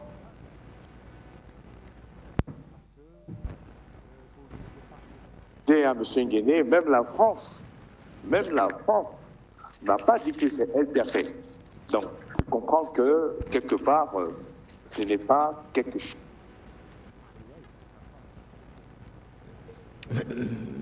Mais la France pourrait-elle publiquement assumer cette tentative de coup d'État? Pardon? La France pouvait-elle publiquement assumer cette tentative de déstabilisation, M. Peter? Il allait donner un discours pour dire que voici les conséquences du fait de chasser l'État français, l'armée française dans son pays, et que la France aurait pu le sauver. Vous comprenez? Il allait trouver un discours pareil. Ça, je vous le dis, parce que je connais très bien. Pas un discours qui était écrit par quelqu'un, c'est le cerveau de Macron qui a parlé. Donc, comme il a parlé comme ça, c'était vraiment sa colère qu'il a exprimée. Maintenant, M. Kaka Déby envoie un message retour comme Diomaye Faye, et puis subitement, il y a un semblant de coup d'État. Bon, écoutez, peut-être ceux qui ne comprennent pas vont tout de suite voir ça comme dramatique, mais moi, je suis resté très froid, et j'ai observé, je dis que pour moi, c'est une sorte de communication par rapport à sa popularité et par rapport, bien sûr, aux futures échéances législatives qui vont avoir lieu. Sinon, c'est aussi dangereux de le faire parce qu'il ne faut pas provoquer le mot coup d'État. Sinon, le coup d'État même viendra de trouver. Je m'arrête ici. Merci beaucoup, Foyer Média. La réaction de M. Peter, merci à vous. Depuis l'Écosse, d'autres appelants nous rejoignent à l'instant. Je pense qu'on va passer plus de temps que prévu au standard ce soir. Allô, bonsoir et bienvenue. Monsieur Nguene, je salue très respectueusement nous inviter nos amis sur le plateau, Monsieur Fanga, le doyen Parfait-Homme. Bonsoir à vous. Alors, qu'est-ce qui se passe au Tchad, est-ce un coup d'État, est-ce une déstabilisation, est-ce un assassinat? On ne comprend plus rien parce que l'entourage même du président Déby entretient un flou autour de cette affaire-là. Alors, si vous avez bien écouté ce que le ministre, comment il s'appelle, Kola Mala, ce qu'il a dit, vous allez voir qu'il y a beaucoup d'éléments qui contrastent avec ce que le procureur a dit. Dans un premier temps, on nous parle d'un seul mort dans le rang des soldats de choses là, de l'État. Alors ici, on nous parle de 2 morts. Alors, c'est quoi réellement? Qu'est-ce qui s'est passé réellement? Il y a combien de morts réellement? Si déjà il y a de ces éléments-là qui prêtent à confusion, on ne nous permet pas d'opiner correctement sur le sujet. Il faut que les gens soient clairs. Alors, peut-être je suis le seul à ne pas avoir compris comment des gens qui ne détiennent que des armes blanches réussissent à tenir tête à des forces qui détiennent des armes de guerre et pendant 2 heures. Moi, je ne comprends pas ça. Qu'est-ce qui vous empêche de maîtriser correctement des gens qui ne possèdent que d'armes blanches? Alors, le palais d'une république, ce n'est quand même pas un terrain de football. Mais ce n'est pas n'importe quelle maison. D'abord, moi, je ne suis rien, mais vous venez chez moi à tout moment, le portail est tout au moins fermé. Et pour entrer, vous tapez, on vous pose des questions, vous répondez d'abord avant qu'on ne vous ouvre. Et on parle maintenant d'un palais présidentiel. Et on est entré comment? Si les gens ont franchi la barrière, ça veut dire qu'il y a un problème. Si vous ne les gérez pas, on franchit la barrière, vous les tuez automatiquement. Il n'y a même pas de choses de demi-mesure. Alors, s'ils ne sont pas entrés par les voies normales, on ne vous comprend pas du tout. Moi, j'ai analysé tout ça et je retrouve que le fer est dans le fruit. C'est-à-dire que ce qui se passe même, c'est à l'interne là et on tente de nous voiler la face. Toutefois, on peut se poser la question de savoir à qui profite cela. Si c'est une déstabilisation, si c'est un coup d'État, ça profite à qui? Et bien, quand on jette un regard sur les récents événements avec le Tchad, à savoir par exemple les propos, la réaction du président face au bavardage de Paris, si on regarde l'arrivée du ministre chinois, n'est-ce pas, des Affaires étrangères, et la réaction du président même l'autre fois, quand il reprochait à certains de ces ministres, c'est-à-dire que le principe qui consiste à rester au bureau et à prendre de faux rapports. Ouais, donc il y a beaucoup d'éléments qui font qu'il peut avoir de ces jeux-là. Maintenant, qui a intérêt à faciliter à faire ça? Donc c'est là où on tente de voir la présence, la main noire de Paris dans ça, puisque c'est sa stratégie de se comporter comme ça dans tous les pays d'Afrique francophone. C'est comme ça la France se comporte. Ça fait qu'on ne tarde pas à pointer du doigt la présence invisible de Paris. Alors, face à tout ça, moi je pense que le président Kaka doit faire un nettoyage profond autour de lui. Je dis profond aussi bien au sein de l'armée que dans le gouvernement. Parce que ce qui se passe là, s'il n'y a pas des gens qui sont complices, ça là ne se produirait pas. On est entré au palais comment? Expliquez-nous ça, c'est difficile à comprendre. On a pu entrer au palais comment? C'est ça ce qu'on ne comprend pas. Et donc moi je pense que le président a intérêt à faire le nécessaire. Sa sécurité importe beaucoup aujourd'hui. Et puis je veux lui demander très sérieusement d'arrêter d'aller sur le terrain. Sur le champ de bataille, il faut qu'il arrête de faire ces genres de sorties. Sinon, les mêmes causes risquent de produire les mêmes effets. Et ça, ce n'est pas bon pour nous. Ok, bonne émission à vous. Merci. Merci pour votre contribution. Vous relevez certaines incohérences, notamment entre les sorties du chef de la diplomatie et celle du procureur de la République. Merci. Vous interpellez également le maréchal Mahamat Idriss Déby Itno. Au standard, un autre appelant. Allô, bonsoir et bienvenue. Bonsoir, M. Nguéné, et bonsoir à votre infatigable équipe technique. Je pense qu'aujourd'hui, la scène est bien posée. Je vais être très bref parce que je suis sûr qu'il y a beaucoup plus de gens qui veulent participer. C'est Chams de l'Angleterre. Et tout simplement, je voudrais dire, vos invités ont bien parlé. Comment se fait-il que les gens ont bu Chopard, du Chapalo ou bien quelque chose et viennent avec des gris-gris pour attaquer le palais présidentiel avec tant de sécurité aux alentours? Ça, c'est du jamais vu. J'espère que quand même, on aura les propres informations les jours à venir, sinon pas trop longtemps. Et la seconde chose que je vais évoquer, vous voyez, jusqu'à présent, on n'a pas encore eu les vraies raisons qui ont conduit à l'assassinat de Papa Déby. Jusqu'à présent. Bon, moi, je ne sais pas, mais en tout cas, jusqu'à présent, c'est un coup d'État sur le champ de bataille ou bien sa garde rapprochée, quelqu'un parmi sa garde rapprochée, on ne sait pas, M. Nguéné. Jusqu'à présent, ce qui s'est passé. Mais quand même, je pense qu'avec le temps, la réalité de ce qui s'est passé le 8 au palais présidentiel va sortir. Et j'espère que notre cher président, depuis qu'il a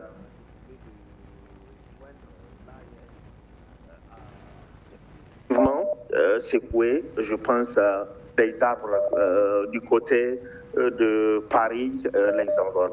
Merci beaucoup, bonne soirée à vous et votre équipe spéciale. Chance. Depuis l'Angleterre, merci à vous. Merci d'avoir été bref pour laisser de la place, du moins pour permettre à d'autres téléspectateurs de pouvoir également réagir, mais surtout interagir aux côtés de nos invités qui sont trois, Patient Parfendom, André Christel Fanga ou encore Abdel Fadoul. Allô, bonsoir et bienvenue.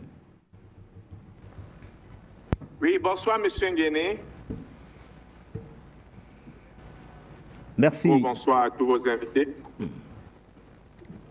Monsieur Nguéné, cette histoire du Tchad, c'est très étrange et puis ça a pratiquement aucun sens. On ne comprend pas comment 25 personnes avec des machettes soi-disant peuvent organiser un coup d'État. Donc, il faudra que le gouvernement tchadien nous donne la vraie version de ce qui s'est passé. Et avec les faits qu'on a, on ne peut que se mettre à faire des assumptions. Et d'après ce que je vois, il y a deux assumptions que je peux faire. La première, c'est qu'ils ont organisé leur truc entre eux et ça s'est mal tourné. Et puis bon, c'est sorti ce que c'est sorti. Parce que même le porte-parole du gouvernement ne donne pas des informations cohérentes. Dans le même communiqué, il a des informations qui ne sont pas cohérentes. Ça, c'est de un. De deux, bon, supposons que ce soit...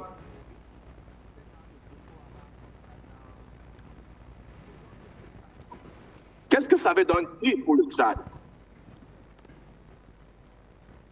Ce que je trouve que ça veut dire, c'est que ça veut dire que c'est un signal très fort de la part de l'Occident pour dire au Tchad, même dans vos palais présidentiels, vous n'êtes pas en sécurité.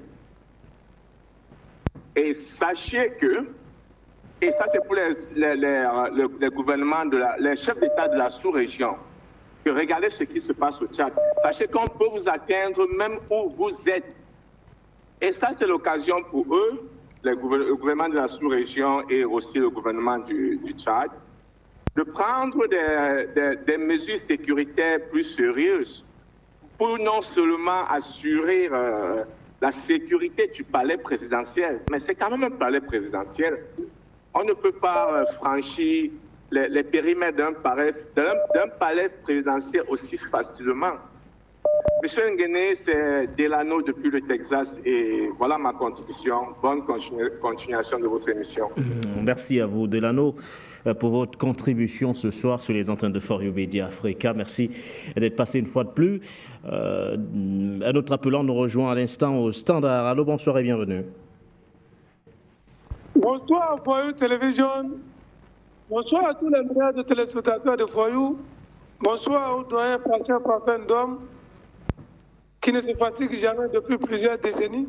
Bonsoir à Pasteur Christel Fanga, un pasteur pas comme les autres, et bien évidemment un autre journaliste pas comme les autres. Merci Nguéné pour tout le travail. Avant tout propos, permettez-moi de rendre hommage et de m'incliner devant la mémoire de 35 soldats jeunes, très jeunes, qui viennent d'être tués dans mon pays par des terroristes criminels, côtiers, armés, renseignés par la France. Que Dieu, le vrai, et les ancêtres accueillent nos frères qui défendent la patrie dans leur demeure et qui leur pardonnent leurs péchés. À tous les terroristes, nous n'abdiquerons jamais. Et à tous les soutiens du terrorisme, c'est maintenant nous irons au front. Condoléances à tout le peuple béninois. Lorsque j'ai fini de dire ça, M. Nguéné, Vous savez, ce qui s'est passé au Tchad, c'est ce qu'on appelle avec les portables un bip, c'est-à-dire un flashing. Le vrai coup d'État va venir, qui est plus dur et plus intense que ceci. Ce n'est qu'un avertissement pour lui dire de se ressaisir. C'est comme ça que Paris fonctionne. Si comprend le message, c'est bon. Je suis sûr que le Maréchal le message, et il va prendre ses responsabilités. On n'a pas besoin de quelqu'un par quatre moyens qui a fait ça. Comment ça s'est passé? C'est un coup d'État. Et on dit qu'ils maîtrisent toutes nos présidences, ils ont le schéma de tout à Paris. C'est ce que ça veut dire. Maintenant, aujourd'hui, quels sont les enseignements que nous devons tirer de cette situation? Nous devons savoir que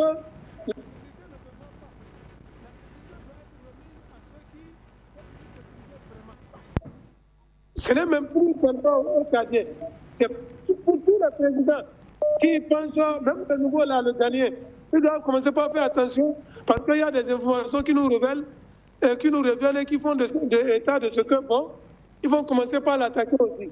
Puisqu'il est en train de rejoindre qu'on appelle, ils s'entendent bien avec l'AES pour que le peuple puisse se soulever au niveau du Ghana.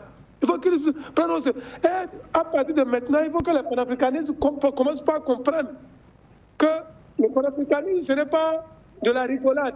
Quand ils disaient que Idriss Déby, c'était le pion de la France, hier, moi, je l'ai dit encore. Est-ce qu'ils ont compris aujourd'hui? Ou bien ils ont besoin d'un autre décès pour leur dire que Idriss Déby, c'est un panafricaniste qui est en train d'avancer. Il faut qu'on se ressaisisse, c'est un panafricaniste. Et il faut que nos doyens et la garantie panafricaniste s'organisent pour que nous puissions mettre à des balisaines comme ça et à des comportements dangereux comme ça.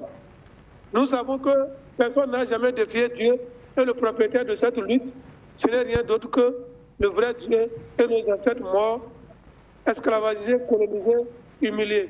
Nous n'allons pas accepter l'humiliation. For you television, an overview of the world. C'est Dieu qui est fort. Nous gagnerons ce combat, Inch'Allah. Assalamu alaikum. Monsieur Sidi, merci pour votre contribution ce soir. La principale interrogation, vous l'avez, coup d'État ou coup d'éclat du côté du Tchad au lendemain justement des événements enregistrés dans la nuit du 8 janvier 2025 qui veut renverser le maréchal Mahamat Idriss Déby. Et pourquoi? Vous avez également la parole ce soir. Allô, bonsoir et bienvenue.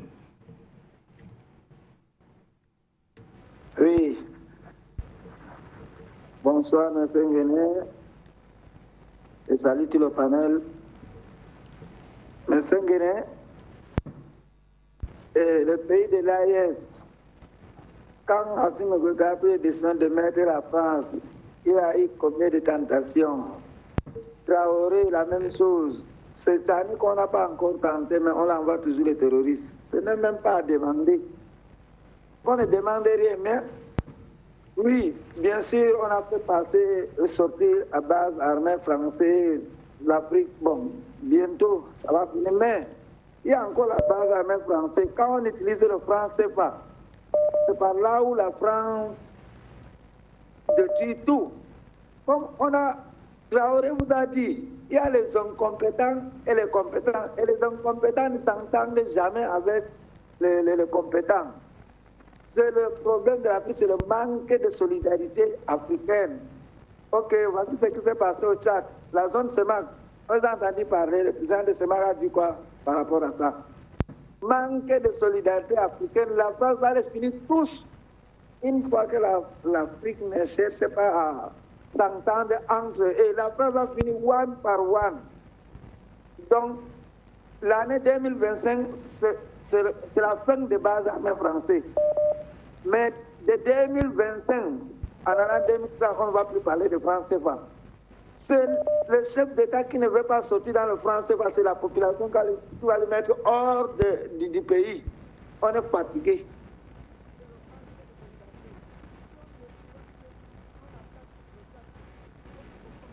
Dans toutes les sociétés françaises, on va commencer à brûler les stations totales. Orange, on saccage les choses. Pourquoi que les Français ne vont pas changer les rythmes? Parce qu'en Afrique, on est des traîtres. La vérité, là, il y a des pays qui jouent au Sahara souris. Ils sont là. Ou ils sont avec l'Afrique, ou ils sont avec la France qui nous dit la vérité. On a compris ceux qui utilisent le franc, c'est le manque de volonté. Donc on cherche même, on a même donné le poids à la France. La France, chaque jour, la France se gonfle. Quand nos États montrent qu'ils sont des incompétents, donc la France va faire ce qu'il fait là. Manque de solidarité. Donc nous les Africains, les peuples africains vont mettre la France. Comme on a les leaders qui ne veulent pas s'engager sur la France, nous les peuples, on va mettre la France hors de l'Afrique. Donc vraiment, ma part de contribution ce soir, Mohamed ne doit pas compter sur la CEMAC, il va vite vers l'AIS. Parce qu'ici, dans la zone CEMAC, Touadéra a tout fait pour nous sortir dans le CEPA. Non.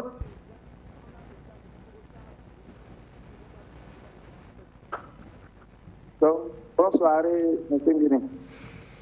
Merci à vous. Bonne soirée également à vous. Encore quelques minutes à passer à vos côtés, 7 minutes précisément, avant de revenir conclure l'émission aux côtés de nos invités. Allô, bonsoir et bienvenue. Allô. Oui, Allô. Bonsoir à vous. Bonsoir tout le monde. Monsieur Guéry, le problème est que la France, c'est la France, c'est pas pour l'État. C'est le désordre que la France veut créer au Tchad. Vous me comprenez? Ce n'est pas un coup d'État, on n'attaque pas un pays comme ça, sachant que c'est un pays des guerriers. Vous comprenez? C'est un test que la France fait. Il va voir des gens pour quelle raison. Mais nous devons dire au président Kaka de faire attention à son ancien premier ministre là. Succès Basta. C'est-à-dire qu'il doit être surveillé, il doit être surveillé à lui. Vous comprenez? Parce que la France, cette France hautaine, cette France condescendante a été chassée en Afrique. Et ils ont mal. Ils ont très très mal. Donc nous ne devons pas nous amuser. Hein? Nous ne devons pas, il doit y avoir une permanence de toutes les nuits au sein des armées. Et la population doit faire partie. C'est-à-dire que la population, elle doit être prête d'encercler la façade de France et de nos filles. Donc, vous comprenez que nous devons faire très très attention. Alors, ceux qui parlent, on ne peut pas sortir directement, on ne peut pas chasser les bases militaires et immédiatement être en train de couper les relations financières, c'est-à-dire le franc CFA. Non. Le franc CFA, on attend la fin de toutes les bases militaires. Et après, on va attaquer nos dossiers du franc CFA. C'est un petit peu, on ne peut pas aller tout de coup avec les deux projets. Donc, nous devons faire très très attention. Parce qu'on n'a même pas ça pour l'État. Regardez, 20 personnes avec des vieux camions, avec des baskets. C'est des faiseurs du 2 ans. On a pris des gens pour créer une psychose. Vous comprenez? Non, on ne fait pas ça au Tchad. On ne peut pas faire ça au Tchad. Kaka dit le maréchal, c'est un homme averti. Il connaît la France. Vous voyez qu'il nous tue pas. Il nous tue pas. Personne ne pourrait imaginer qu'il va mettre la France devant. Vous comprenez? À la fin, il sera obligé de s'associer au pays de l'Est. Vous comprenez? Parce que si nous prenons ces militaires-là, les civils ne peuvent rien faire. Dans notre succès Bastra, il est aux aguets, c'est l'homme de la France, il est aux aguets. Et c'est lui, il a dénoncé des choses bizarres, formaté des choses bizarres. Donc on doit le tenir avec. Voilà ce que j'avais à vous dire. Merci pour l'intervention de vos experts. Merci beaucoup. Nous allons prendre un dernier appelant au standard. Allô, bonsoir et bienvenue.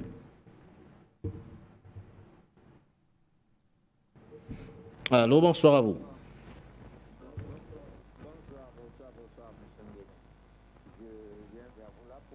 Alors, est-ce qu'il nous reçoit, ce téléspectateur? Le frère Pascal Parfait a raison dans sa défense, dans son explication tantôt, que 24 personnes peuvent faire un coup d'État. Soyons sérieux. Et ces gens-là qui communiquent ne maîtrisent vraiment pas la communication gouvernementale. C'est pas que m'excuse.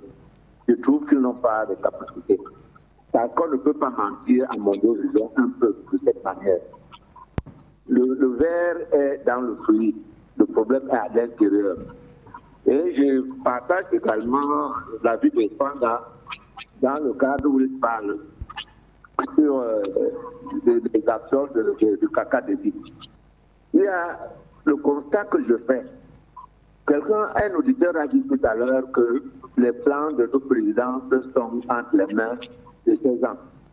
Donc, si les gens sont entrés avec les couteaux et les fusils ont grondé à l'intérieur, ça veut dire que les fusils ont commencé de l'intérieur. Les gars avec les couteaux n'étaient qu'une façade de premier à l'intérieur. Donc, les gars qui entrent avec les couteaux et les fusils sont dehors, comment ça peut se passer? Comment est-ce qu'on peut expliquer cela? Je ne sais pas. Le couteau devient le fusil. Et seulement le frère Parfait d'homme, il m'a un peu gêné quand il dit que les Français. Est-ce que doit-on donner une raison à ces gens-là? Parce que quand il dit qu'il n'y aura plus de la paix au Tchad. Donc, voudrait-il que les bases françaises restent? C'est la question que moi je lui pose. Autant exhorter les Tchadiens à s'organiser pendant que ces gens partent, qu'ils s'organisent entre eux et trouver un compromis, soit une gestion par groupe familial tel qu'il lui-même a démontré. Cette année, c'est ce groupe et celui-ci, c'est celui-là. Et au fur et à mesure, qu'il n'y ait pas de tout et que les choses s'organisent comme ça dans leur pays. C'est la manière qui peut apporter la paix. Donc vraiment, je me dégrade que le frère Parfait enlève vraiment ce mot de dire qu'il y aura la paix, qu'il n'y aura plus de paix parce que comme les Français s'en vont, comme les Français, non, je veux qu'ils partent. Quelqu'un a dit qu'au Cameroun, il vaut mieux qu'un diable arrive. Merci, je vous remercie. Merci à vous.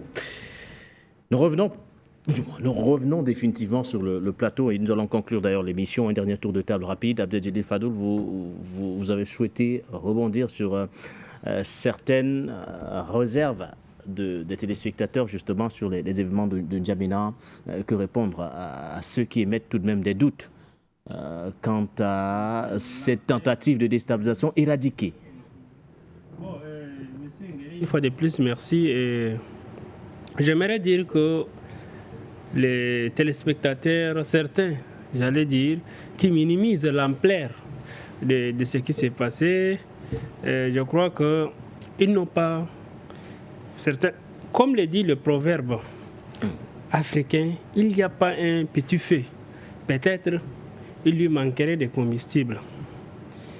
Et ceux qui ne savent pas, la guerre de 79 a été déclenchée par un tir de sommation. Et il a suffi un tir de sommation. Oui. Il a suffi un tir de sommation pour que la guerre commence. Et c'est vérifiable et vérifié.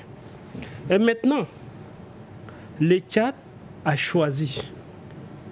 D'abord, les raisons aujourd'hui des tensions. Parce que le président l'avait dit qu'il y aurait des attaques et puis qu'il y a des attaques. Le Tchad vient d'achever de manière exceptionnelle une période transitoire. Et se balance vers une dynamique panafricaniste du jamais vu. Et c'est pourquoi il faut créer des tensions. Comment ça fait-il que ces gens-là ne visent que la plus grande institution de la République du Tchad, c'est-à-dire la présidence? Et aujourd'hui, on minimise l'ampleur de ces dégâts. Oui. C'est de droguer. Mais il faut comprendre également les motivations des téléspectateurs qui minimisent l'ampleur, Abdel Fadoul. Je comprendrais du moment où... Qui ne sont que 24 et qui ne sont pas suffisamment armés pour prétendre faire un coup d'État ou perpétrer une tentative de déstabilisation. Justement, je suis d'accord avec eux qu'un grand pays comme le Tchad ne doit jamais être renversé par 24 individus armés de couteaux. Mais ne vous contentez pas seulement de ce qui se passe. Oui, de la face visible de l'iceberg. De l'iceberg, justement, merci pour le mot. Il y a une enquête qui est en cours, oui. Et il faut essayer de chercher à situer les responsabilités, les vraies motivations de ces bandits criminels et qui les envoient. Parce que maintenant, quand j'écoute la déclaration ou bien la sortie du ministre des Affaires étrangères et le porte-parole du gouvernement, oui.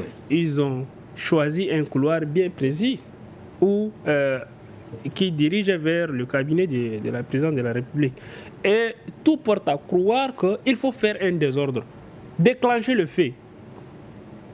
Peut-être il y a des puissances ou bien des groupuscules plus armés, tapis dans l'ombre, ils envoient ces criminels pour ouvrir la malheureuse boîte pour pouvoir créer un désordre. Et dans le désordre, vous savez, on ne peut pas vraiment maîtriser l'ici d'un désordre en avance. C'est pourquoi le président, je salue... pour sortir, je salue la clairvoyance, la promptitude des forces de défense et de sécurité pour étouffer dans l'œuf, j'allais dire, ce qui se passe. Et j'encouragerais aussi tous les ministres de la justice dans sa démarche et que les responsabilités seront véritablement situées, que les ennemis du Tchad n'auront jamais raison sur le grand peuple tchadien. Nous attendons également les résultats de cette enquête ouverte selon le communiqué signé d'ailleurs ce 9 janvier 2025 par le procureur de la République. André Christelle Fanga, les principaux enseignements à tirer de cet épisode malheureux. Les événements malheureux aux États-Unis, je crois que pour ceux qui se rappellent, n'est-ce pas, des attaques de World Trade Center, du Pentagone et tout ça, étaient perpétrés par 4 individus. 4 individus qui ont pris en otage, n'est-ce pas, un avion. Ils ont pris des couteaux, et c'était des couteaux de cuisine, qui ont pu neutraliser, n'est-ce pas, les pilotes et tout ça, et prendre l'avion et renverser, n'est-ce pas, les tours jumelles et tout ce que vous pouvez imaginer, et qui a créé, n'est-ce pas, ce nouveau déclenchement planétaire de la lutte contre le terrorisme aux États-Unis. 4 individus armés de couteaux. Au Tchad, nous avons 24 individus armés de couteaux, et non seulement de couteaux, mais de gris-gris. Je vous dis, l'armée, n'est-ce pas, dans tous, en fait, la plupart des armées africaines... Les gris-gris sont des armes extrêmement importantes dans la lutte. Ah bon? Ça, c'est je vous dis, réel, allez demander. Les gris-gris sont des éléments extrêmement importants dans l'armée. Allez demander aux ambazoniens. C'est pour les superstitieux. Non, ce n'est pas pour les superstitieux. Allez demander aux ambazoniens ce qu'ils font avec les Odeshi, les pratiques Odeshi, que ce soit les gars du Biafra. Mais je dis bien, même dans l'armée, il y a ce groupement. Il y a des gens qui ne comptent que sur des gris-gris. Donc imaginez-vous alors si dans l'armée, il y a ceux qui comptent maintenant les assaillants, c'est-à-dire ceux qui veulent perpétrer un coup d'État. Il faut que... En fait, ils avaient une très grande confiance à leur gris-gris. Et c'était la mission avancée. Parce que les personnes pensent que non, c'était juste ces groupuscules-là qui devaient faire le coup d'État. Non. C'était la mission avancée pour ouvrir la porte et créer, n'est-ce pas, cette bisbille pour qu'en réalité, il y ait la véritable intervention. Donc, dire que c'était juste des 24 personnes, non. Comment est-ce possible que 24 personnes viennent tomber en panne net devant la présidente de la République et directement commencent à poignarder les gardiens et tout ça et réussissent quand même à pénétrer? C'est parce que justement, pour sortir d'épée, il y avait un plan derrière et ce plan est bien connu de tous. Nous savons tous comment la France fonctionne, a toujours perpétré ses coups d'État. Mais les dozos de M. Alassane Dramane Ouattara, c'était quoi? C'était pas des chasseurs traditionnels. C'est les chasseurs traditionnels qu'on a envoyés devant pour essayer de faire croire que non, c'est des rebelles et tout et tout. Finalement, l'armée française, le 43e BIMA et les snipers français et tout le monde s'est mis en jeu avec l'ONU. Après ça. Mais nous tous, on a vu les Comzones, les Dozos et tout ça, croire que non, c'est eux qui venaient, n'est-ce pas, qui ont fait le coup d'État. On a vu comment l'armée française a récupéré M. Laurent Koudou-Gbagbo et son épouse dans le palais présidentiel, après avoir bombardé le tunnel qui était fermé. Ils l'ont récupéré, Mme Simone et le président Laurent Gbagbo, maintenant remettre aux Dozos et aux Comzones, pour dire que c'est les rébellions qui ont fait le coup d'État, alors que c'était l'armée française. Merci à vous, André Christelle Fanga. Patient Parfendom pour sortir de l'émission. Il faut qu'on soit sérieux et vigilant et qu'on ne se laisse pas embarquer souvent par les velléités, les tentatives de certains de nos dirigeants à s'accaparer de pouvoir par tous les moyens. J'étais sur ce plateau avec un jeune qui représentait un candidat pour la diaspora des élections législatives. Il nous a décrit comment les élections se passent, n'est-ce pas, pour les législatives, pour la diaspora. C'était quand même ahurissant, tout ce qu'on a écouté. Ce qui s'est passé au Tchad n'a rien à voir avec ce qu'on nous décrit là. il faut que le gouvernement ait le courage de dire la vérité si jamais nous aurons le courage de le dire. Mais moi, je pense qu'à l'intérieur, tout à l'heure, tout le spectateur n'a pas bien compris ce que j'ai dit. Je disais tout à l'heure que si ça continue comme ça, comme quelqu'un l'a dit, le verre est dans le fruit, nous allons plutôt assister à des développements d'insécurité à l'intérieur du Tchad qui peuvent créer une déflagration qui va déteindre sur les autres pays. Mais c'est ce que nous souhaitons éviter aujourd'hui. Mais pour l'éviter, il faut qu'il y ait des personnalités responsables à la tête du gouvernement tchadien. Et pour l'instant, ce type de narratif qui nous a été présenté, c'est-à-dire que quelques gamins, parce que même leur âge, on a vu leur âge, c'est entre, je crois, 18 et 30 ans, il y a des gens qui sont sous, armés de quelques couteaux, qui vont quand même attaquer le palais présidentiel sur le fallacieux prétexte de faire un coup d'État. Et on assiste à près de 2 heures d'un affrontement à l'arme lourde, des gens qui ont des armes de guerre, qui tirent sur des gens qui ont des couteaux pendant 2 heures. Je vais bien l'accepter et y croire, mais je pense que quand on a envie de faire du panafricanisme un fonds de commerce, il faut savoir s'y prendre de manière intelligente. Là, quand même, c'est tiré par les cheveux. Voilà. Vous êtes resté sur vos positions. Vous êtes resté sur vos positions jusqu'à la fin de l'émission. Je ne sais pas si vous aviez quelque chose à ajouter en 30 secondes. Abdeljelil Fadoul, avant de rendre l'antenne.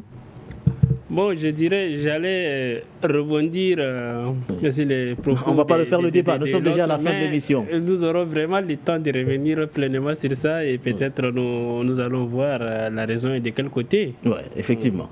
Surtout que nous attendons les résultats de l'enquête ouverte donc par le... N'attendez pas, puisqu'on a déjà commencé à arrêter certains journaux. Voilà. Je vous donne l'information. Voilà. Fadoul le sait. Donc, les arrestations ont commencé. Ça veut dire la chasse aux sorcières pour essayer de nettoyer des gens... Voilà. Merci à vous, messieurs. Les empêcher de tourner en rond.